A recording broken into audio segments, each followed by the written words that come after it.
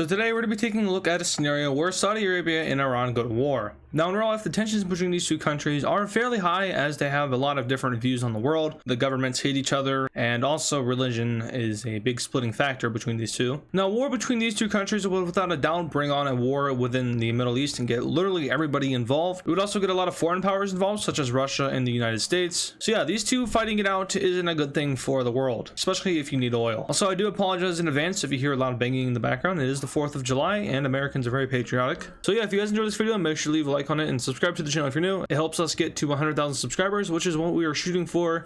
Maybe not by the end of the year necessarily, but you know, somewhere in that range. Now in real life, I'm not too sure how a war between these two countries would break out. You know, they don't border each other, so nothing land-wise. I mean, maybe Iraq or Kuwait, somewhere in this area, something could happen. But honestly, I'm not too sure. But something that is going to be happening here is Saudi Arabia declaring war on Yemen. And now that is what's going to set off this whole thing. Now Saudi Arabia is already doing some things in Yemen, which, you know, look away. And Iran isn't a big fan of that, so they've been supplying some groups in Yemen, and you know, some missiles have been shot down by the US, like the UAE. They had a missile going towards them that was shot down. So yeah, it's a lot of interesting things going on here, but we have Iran coming to the assistance of Yemen, and this sets off the entire war in the Middle East. Almost immediately after this happens, the UAE joins the side of Saudi Arabia along with Oman. Kuwait also decides to join this, and this is kind of like the, I guess, the Gulf Shield. Now Qatar is a part of that, but I know they hold some sort of relation with Iran. And yeah, so this itself is a pretty large scale war, but it's going to get worse. Iran and Israel hate each other. They hold very sour relations, and Iran is trying to build nukes because Israel has nukes. And yeah, so Israel does join the side of Saudi Arabia despite not having any relations with any of these countries. Actually, they might have relations with these two. I'm not sure though. Okay, they have relations with the UAE, but not Oman. But anyway, with this war breaking out, we have Iran calling in some of their allies, which Yemen and then Syria. Now Syria is a big mess right now, but we are going to ignore that just for this video. Syria is very unstable in real life. They have multiple sides, multiple factions going on.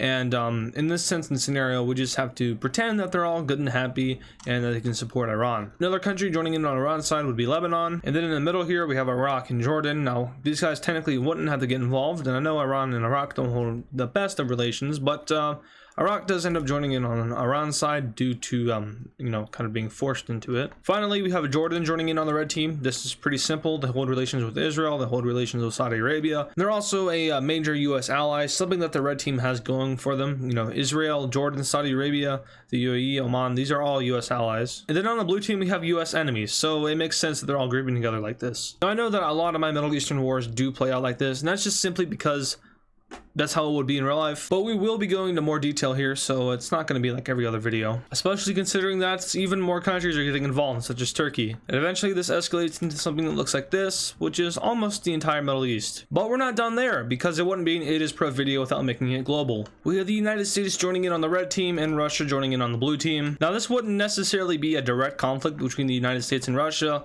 It's more of them just kind of fighting each other in the Middle East. Now this is kind of like the Cold War, like in Korea or in Vietnam. No direct fighting between the countries, but the troops were technically killing each other. Oh, and finally we have Georgia getting involved because they're kind of in the way of Russia, so they joined in on the red team.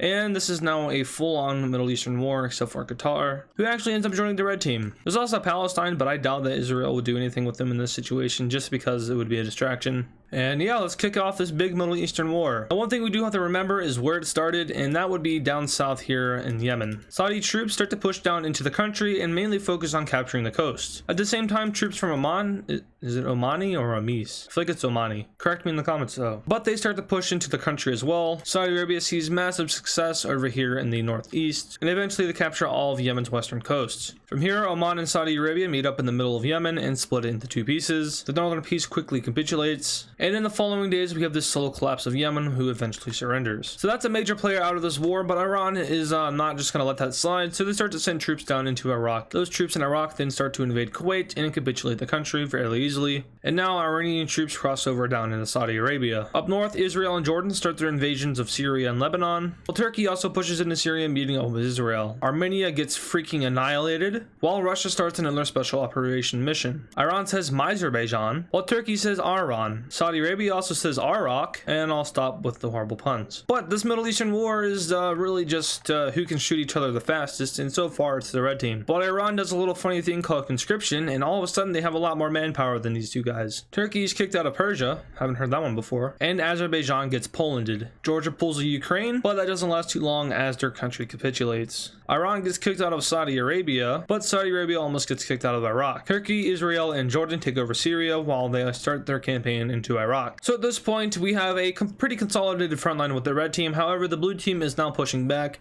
and the red team is really lacking over here in the Caucasus region. I could see the red team pushing into Iraq and maybe capitulating it, but when it comes to Russia, they're most likely going to push down into Turkey, but they will have some problem with geography. Now, America comes to the realization that gas prices are too high, so they send troops over to the Middle East in order to take over Iran and Iraq and totally not target the oil fields. American troops land in southern Iran and take over this entire area. This is totally not where Iran's oil fields are, but for the second time in history, they save Kuwait. And then for the third time in history, they invade Iraq. Russia says that it is their turn in imperialism and starts to take out all of Georgia and the rest of Azerbaijan. Here, Turkey becomes a bird. That didn't make any sense, but Armenia is liberated in their terms. So like I said, the blue team really has a stronghold over here in the Caucasus, but when it comes to well, I guess the more important areas, they are severely lacking. American troops in Israel move over towards Iraq, cut it in half, and share it with all their friends. From here, we have Baghdad getting completely destroyed for like the 15th time in history, and Iran is very scared because there are American troops on their border. In fact, they're actually in their border now. So what does Iran do about this? Well, they start to withdraw some troops from the north and start to push the Americans back out of their oil fields, which actually goes very successfully and is a huge humiliation towards the Americans. But like I said, they did withdraw troops from this region, which means Turkey does push in. Eventually, all of the Iranian troops in Turkey are pushed out. Now, Russia is, well,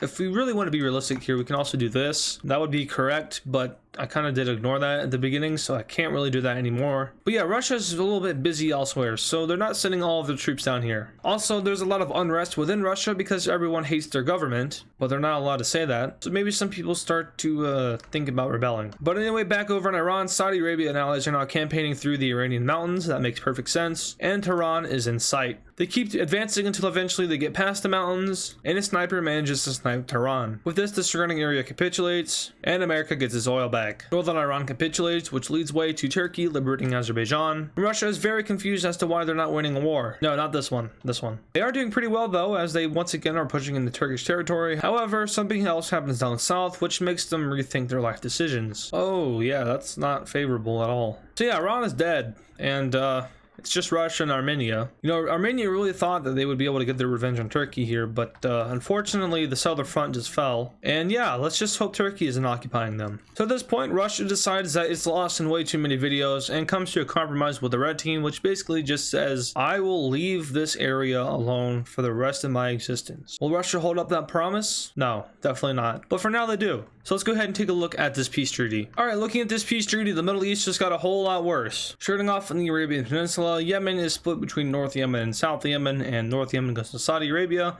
while Southern Yemen goes to Oman. Now, is this a good idea in real life? I don't know. I'm not smart enough to know. Back up north, Turkey becomes very large in the Middle Eastern area. Everyone says that sharing is caring when dividing up Syria, but Israel says sharing is not caring when they take all of Lebanon. Jordan does something for the first time in history and takes a little bit of Syria as well as Iraq. The United States secures its oil supplies, Iraq becomes very weird looking, and Iran is given a new pro-Western government. Except it sucks. Also, Armenia loses its tail, which means Azerbaijan connects over to its exclave, and this could probably spark another war. Also, Russia is forced out of Georgia, so, you know, Georgia did gain something from this war. Given that all of their cities are most likely destroyed, you know, at least Russia isn't there anymore. But yeah, that is going to do it for this video. Now, I do apologize because it's most likely kind of short.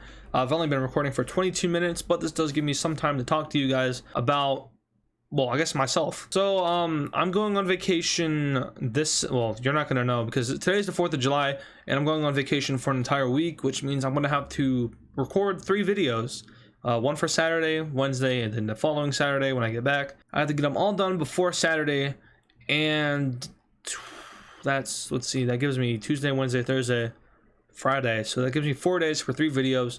I've done daily upload weeks before, but I'm just really not in the mental capacity for recording right now. If you can tell by this video, well, actually I kind of had fun recording this video because I just, made a lot of jokes. But the problem isn't that I don't have content to do. I have the Empire series and I have the Alternative Future series, which you guys are loving.